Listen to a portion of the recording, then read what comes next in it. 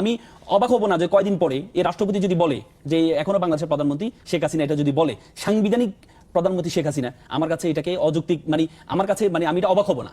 অন্তর্বর্তী সরকার যে শপথটা গ্রহণ করেছেন, আমাদের এই 3rd শিডিউলে শপথ আছে, ওথ আছে, সেই ওথ কিন্তু নেওয়া হয় নাই। উনি প্রধানমন্ত্রী শপথটা গ্রহণ করেছেন, একটা কাস্টমাইজ করে শপথ নিয়েছেন, কারণ এই সংবিধানে ওনার যে শপথ এবং ওনার যে উপদেষ্টা মণ্ডলী যে শপথটা, এই শপথটা কিন্তু আমাদের সংবিধানে ছিল না।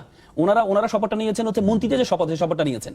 তার মানে আপনি যদি সংবিধানের কথা চিন্তা করেন, তাহলে ওনাদের শপথটা অবৈধ, আর ওনাদের শপথ যদি অবৈধ হয় তাহলে ওনাদের সরকারটা অবৈধ, ওনাদের সরকার যদি অবৈধ হয় ওনাদের নির্বাচনটা অবৈধ, ওনাদের নির্বাচনটা যদি অবৈধ হয় ওনাদের নির্বাচনে যারা নির্বাচিত হয়েছেন উইথ ডিউ রেসপেক্ট তারাও কিন্তু অবৈধ হয়েছে। এরকম একজন রাষ্ট্রপতি অভ্যুত্থানের পরে থাকতে পারলেন কেন বা থাকলেন কেন? এখন এটাই তো আমাদের ব্যর্থতা।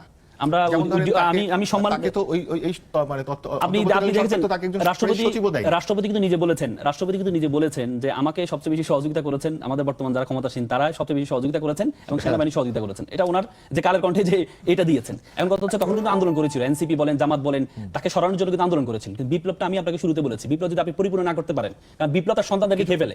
সন্তানদেরকে খাওয়ার ওয়েটা হচ্ছে আপনি বিপ্লবের যারা শত্রু আছে তাদেরকে আপনি রেখে দিলেন কিনা। যদি তাদেরকে রেখে দেন তাহলে উল্টা ছবল মারবে। আমি অবাক হব না যে কয়দিন পরে এই রাষ্ট্রপতি যদি বলে যে এখনো বাংলাদেশের প্রধানমন্ত্রী শেখ হাসিনা এটা যদি বলে সাংবিধানিক প্রধানমন্ত্রী শেখ হাসিনা, আমার কাছে এটাকে অযৌক্তিক আমার কাছে আমি এটা অবাক হব না, কারণ উনি যিনি ইউনিট সরকারকে সদস্যরা তাহলে কি সাংবিধানিক না অসাংবিধানিক?